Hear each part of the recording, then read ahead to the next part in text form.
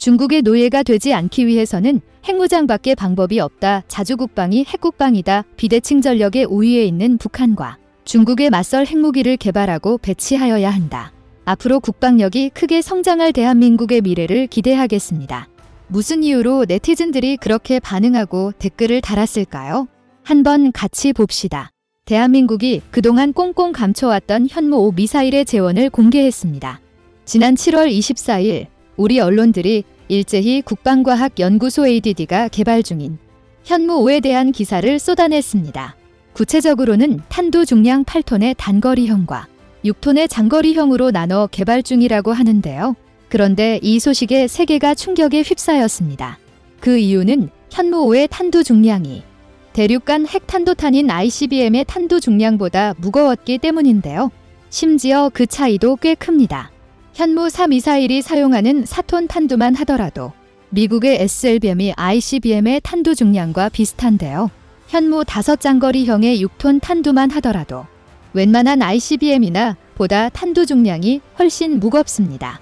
그래서 한국의 현무5의 소식을 접한 준 전문가들은 한국이 ICBM을 개발 완성하기 전에 먼저 다탄두 미사일인 MIRV를 운용할 탄두를 개발 중인 것이 아니냐는 주장까지 나오고 있는데요. 즉, 한국이 주장한 벙커 버스터탄은 위장이고 재도립체를 개발해 다탄두를 만들 베이스를 만들고 있다는 것인데요. 한국이 ICBM을 만든다는 이야기는 아닙니다. 사실 현재 우리 기술로는 곧바로 ICBM을 만들기 어렵기 때문인데요. 정확히는 만들 수는 있으나 현대전에서 억지력을 발휘할 MIRV나 MARV로 만들 능력이 부족한 것이 사실입니다. 그래서 전문가들은 한국이 현무 기반 핵무기를 만든다면 한국의 기술력으로 개발이 가능한 중거리 탄도미사일 IRBM을 먼저 개발할 것이라고 예견합니다. 그런데 군사 무기에 대해 모르시는 분들은 IRBM이 ICBM보다 상당히 떨어지는 무기로 인식하는 분들이 많습니다. 핵무기의 끝판왕인 ICBM보다 사거리도 짧고 도립 속도도 느려 성능이 떨어진다는 것이죠. 그러나 현실은 전혀 그렇지 않습니다. 군사 강국들은 ICBM보다 오히려 IRBM을 더 무서워합니다. 핵탄두가 탑재된 IRBM은 과거 냉전 시절 미국과 소련이 IRBM 개발과 양산을 막기 위해 INF라는 조약을 맺었을 정도로 위협적인 무기였습니다. 또 현재 한국의 상황에서는 전술적으로도 상당한 가치가 있는 것도 사실입니다. 그러나 핵무기와 관련된 여러 지식을 알지 못한다면 이런 내용들을 이해하기가 쉽지 않습니다. 그래서 준비했습니다. 현무5 미사일에 숨겨진 엄청난 비밀에 대해 알려드리겠습니다. 최근 대한민국이 중국과 북한에 강력한 경고 메시지를 보낸 적이 있습니다. 바로 지난 2021년 9월 15일에 5종의 각종 유도 체계를 공개한 사건인데요. 이날 방위사업청은 SLBM 발사 시험, 천룡 공대지 미사일 분리 시험 초음속 순항미사일 발사 시험, 고체 로켓 면소 시험, 고위력 미사일 개발 성공을 일시에 공개했습니다. 전문가들은 이 사건을 중국과 북한에 대한 보복 조치자, 북한 국방과학원이 9월에 신형 순항미사일을 발사하고 중국 왕이 외교부장이 같은 달 방안에 한국을 압박하자 사전에 준비해뒀던 여러 무기를 일시에 공개해 한국에 까불지 말라고 선을 그었다는 것입니다. 실제로 발사 직후 중국과 북한이 크게 당황했습니다. 특히 북한의 경우 자신들이 SLBM을 만들어 봤는데 그렇게 쉽게 만들 수 있는 것이 아니라며 현실 부정을 할 정도였습니다. 하지만 공개된 무기는 5이었음에도 국내외를 막론하고 대부분의 매체에서는 SLBM 발사 성공에만 집중했습니다. 비록 NPT에 묶여있어 핵탄두는 없지만 대한민국이 핵무장의 끝판인 SLBM을 만들었다는 것이 놀라웠기 때문인데요. 그런데 진짜는 따로 있었습니다. 바로 당시 고위력 미사일이라며 대충 얼버무리며 정체를 숨겼던 현무5의 구체적인 스펙이 드러난 것입니다. 구체적으로는 휴전선에서 평양 원산 등 북한의 주요 도시와 전방군단을 타격할 수 있는 사거리 300km, 탄두 중량 8톤의 단거리형과 북한 전역을 타격할 수 있는 사거리 600km, 탄두 중량 6톤의 장거리형으로 나눠 2030년 이전 실전 배치를 목표로 개발 중이라는 것이 밝혀졌습니다. 또 완성된 이후에는 대한민국이 북핵에 대응하기 위해 구상한 삼축 체계인 대량 응징보복 KMPR의 핵심이 될 예정입니다. 그런데 이상합니다. 미사일의 탄두 무게가 과해도 너무 과합니다. 세계 최대의 벙커 버스터인 GBU-57과 비교해보면 이를 쉽게 알 수 있는데요. GBU-57 네모피은 길이 62m, 직접 08M 무게 136톤에 탄두 중량 24톤인 초대형 벙커 버스터로 지하 60m에 지어진 벙커가 강화 콘크리트 8m 두께의 방어시설을 단방에 파괴할 수 있습니다. 크기와 관통력만 따지면 탄두 중량이 무려 84톤인 초대형 항공폭탄 GBU-43MOAB를 압도할 정도인데요. 그런데 현무호는 장거리형조차 탄두 중량만 6톤입니다. 게다가 항공기에서 분리되어 자유낙하를 하는 항공폭탄인 GBU-57과 달리 로켓 추진으로 고도를 올렸다가 극초음속으로 낙하하는 탄도미사일입니다. 당연히 관통력으로 보나 탄두의 위력으로 보나 현무호는 GBU-57을 아득히 초월합니다. 간단히 말해 전시 핵전쟁 범하고 쓰기 위해 지하 150m에 지어진 북한의 지휘소조차 한 방에 격파할 수 있는 위력입니다. 사실 8톤이나 되는 탄도의 미사일이 지구상에 거의 나온 적이 없어서 한국이 이 미사일로 대체 뭘 부수자고 만든 건지 이해가 안 갈 지경인데요. 그도 그럴 것이 지하 150m 정도야? 기존에 개발된 현무사면 충분하기 때문입니다. 현무사는 기본 사양으로 알려진 2톤 탄두만 써도 지하 150m, 200m의 표적을 타격할 수 있습니다. 만약 현무사의 4톤 탄두를 사용한다면 1997년 벙커 버스터로 개조되어 배치된 B-61MOD-11 핵폭탄과 같은 지하 300m 관통 능력을 똑같이 구현할 수 있는데요.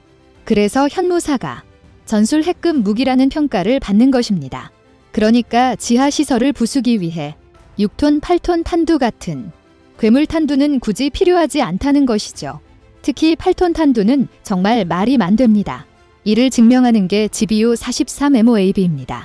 GBU-43MOAB는 현존하는 재래식 폭탄 중 가장 거대한 폭탄입니다.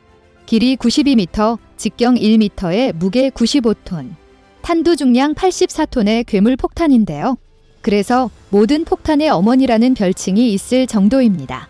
폭발 반경만 약 140m에 달하며 그 외 수백 미터 영역의 공기를 태우고 빨아들여 막대한 충격파를 발생시킵니다. 그런데 이 폭탄은 그냥 하늘에서 독하고 떨어진 8톤 탄두의 위력입니다. 그런데 현무 5 단거리형은 낙하 속도가 무려 마하 10에 가까운 탄도 미사일임에도 불구하고 탄두 중량이 8톤이 넘습니다. 이 중 상당수가 관통을 위한 중금속이라고 알려 있으나 8톤의 고성능 폭약도 충분히 운반할 수 있다는 말입니다. 이 때문에 군 전문가들은 한국이 개발한 현무5가 단순한 벙커 버스터라고 하기에는 너무 과하다고 평가하는 것입니다. 즉, 벙커 버스터라는 그럴싸한 용도 뒤에 다른 목적이 숨겨져 있다고 볼 수밖에 없습니다. 그중 가장 가능성이 높은 것은 다탄두 각계 재도립체인 MIRV 개발의 사전 준비입니다. 현대 핵보유국의 주력 핵무기는 흔히들 대륙간 탄도미사일 ICBM이나 잠수함 발사 탄도미사일 SLBM으로 알려져 있습니다. 그런데 이런 분류는 발사 플랫폼에 따른 분류입니다. 탑재 탄두로 분류할 경우 MIRV라는 새로운 개념이 등장하는데요. MIRV는 하나의 미사일 안에 여러 발의 재도립체 RV를 탑재합니다. 그리고 각 RV에는 각기 100에서 500KT 정도의 핵폭탄이 들어 있습니다. 이 RV들은 발사 이후 각기 다른 목표를 타격합니다. 현재 가장 강력하다는 전략핵 잠수함은 미군이 운영하는 오하이오급 전략원잠입니다. 여기에서 운용하는 트라이던트 D5 미사일의 경우 한 발당 8발의 다탄두를 운용합니다. 그래서 트라이던트 미사일 20발을 쓸 수 있는 오하이오급 핵 잠수함은 한 번에 최대 160개 도시에 핵 공격을 가할 수 있습니다. 이는 정말 무시무시한 위력인데요. 심지어 최근에는 종말 단계에서 재도립체가 궤도를 틀어 요격 미사일을 피하거나 목표를 바꿔 적을 교란하는 기동 가능 재도립체 MIRV까지 등장했습니다. 그런데 이 MIRV의 평균 탄두 중량이 4톤 정도 합니다. 쉽게 말해 최대 위력이 475KT인 8발의 RV만 운용하는 트라이던트 D5 SLBM의 최대 탄두 중량이 4톤 정도라는 것입니다. 즉시 말뜻은 한국은 탄두 중량으로만 따지고 보면 탄두 중량 6톤인 현무 5 미사일에 재도립체를 탑재할 경우 최대 10발의 RV를 가진 사거리 600km MIRV를 만들 수 있다는 뜻입니다. 그런데 8톤 탄두는 더 대단합니다. 조금만 더 사이즈를 키우면 현존 최대의 ICBM이자 MIRV인 러시아의 R-36M과 유사한 숫자의 RV를 탑재할 수 있는데요. R-36M 나토명 SS-18 사탄은 무게 210톤 내외의 초대형 미사일로 한 발에 25MT 급 핵탄두나 760KT RV 10발과 수십 발의 기만체를 탑재할 수 있습니다. 그런데 이 대단한 R-36의 탄두 중량이 88톤입니다. 그러니까 탄두 중량만 따지면 현무5가 탑재할 수 있는 RV의 숫자가 세계 최대 ICBM과 맞먹는 것입니다. 물론 그렇다고 성능이 같다는 이야기는 아닙니다. 앞서 말씀드렸다시피 현무5의 사거리는 장거리형이 600km, 단거리형이 300km에 불과합니다. 미국의 트라이던트 D5SLBM의 경우 RV 3발 기준 사거리가 13000km이고 8발의 W88탄두를 모두 실어 탄두 중량이 3톤이 넘어도 500km의 유효 사거리를 낼 수 있는 것과 비교하면 한국의 기술력으로는 이런 ICBM까지는 아직 갈 길이 먼 게 사실입니다. 따라서 일반적인 생각과 달리 한국이 현대전에 쓸만한 ICBM을 개발하는 데에는 생각보다 시간이 좀 걸린다는 것입니다. 이 때문에 한국이 ICBM 개발 전 단계인 중거리 탄도 미사일 IRBM을 먼저 개발하는 것입니다. IRBM이라면 현재 한국이 확보한 기술력만으로도 얼마 지나지 않아 충분히 개발할 수 있는데요. 중거리 미사일이라니 뭔가 약해 보이지만 쓰기에 따라 오히려 ICBM보다 위험한 것이 IRBM입니다. 이를 증명하는 게 INF 조약입니다. 탄도미사일 금지 조약 INF 협정은 IRBM을 남용하다가 우발적인 핵전쟁이 일어나는 것을 막기 위해 미국과 소련이 맺은 협정인데요. 지금은 조약에 가입하지 IRBM을 양산하는 것에 불만을 품은 미국이 협정에 탈퇴하면서 조약이 무너졌으나 이 조약만 보더라도 IRBM이 얼마나 위력적인지 말 수 있습니다. 그렇다면 IRBM은 무엇이 장점일까요? 중거리 탄도미사일 IRBM은 사거리가 3000, 500km인 미사일을 말합니다. 500km라는 거리는 상당한 의미를 갖고 있는데요. 이 정도면 일본은 물론 대한민국 최대의 위협인 중국과 최근 미운 짓을 많이 한 인도네시아 전역을 타격할 수 있는 사정거리입니다. 그런데도 ICBM보다 사거리가 짧은 만큼 크기가 작아 이동식 발사대 TL로 운용하기 좋아 적이 탐지하기 어렵습니다. 이런 이유로 대한민국이 북한의 이동식 발사대를 굉장히 위협적으로 생각하는 것입니다. 또한 빠르게 이동할 수 있어 생존 가능성도 높은 게 장점인데요. 당연히 단가나 유지비도 훨씬 저렴합니다. 그리고 무엇보다 스펙상 일단 쏘면 무조건 핵공격을 의심할 수밖에 없는 ICBM과 달리 핵탄두가 아니라 일반 탄두를 장착한 전술 무기로도 사용할 수도 있습니다. 즉, 아직 핵탄두를 확보할 수 없는 대한민국에 그야말로 안성맞춤 무기라 할 수 있습니다. 심지어 개발도 그다지 어렵지 않습니다. 당장 현무5의 탄두 중량을 1톤으로 줄이기만 해도 사거리 23000km의 준중거리 탄도미사일 MRBMY 되기 때문입니다. 따라서 약간의 성능만 조정하면 한국은 당장이라도 IRBM을 만들 수 있다는 것이죠. 지난 3월 30일 국방과학연구소가 주도한 고체연료 로켓의 시험 발사가 성공했다는 것을 떠올려보면 이는 불가능하지 않다는 것을 잘 알 수 있는데요. 얼마 전 발표한 현무5로 인해 이제 중국과 북한 그리고 일본까지 한국을 무시했다가는 큰 코 다치겠다는 생각을 분명히 밝혔을 것입니다. 이제 대한민국에 남은 건 하루빨리 IRBM 성능의 미사일을 확보하고 나아가 궁극적으로 핵 자주권까지 확보해 대한민국이 완전 자주국방의 첫 발을 내디디는 것입니다. 다음은 관객들의 댓글입니다. 언젠가는 진정한 의미의 전술핵 수준의 현무 시리즈가 탄생하길 기대합니다.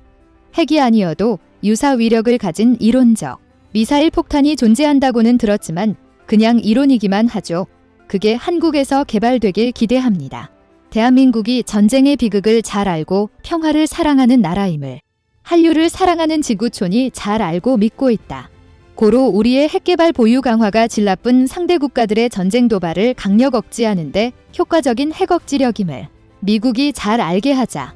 미국은 간교한 외구의 혐한 공작 로비에 휘말리지 말고 한국의 핵자주권을 무조건 신뢰하고 즉각 허용하도록 대한민국 정부는 강력한 대미 외교력을 총력으로 발휘하라. 좋으셨다면 구독과 좋아요 부탁드립니다.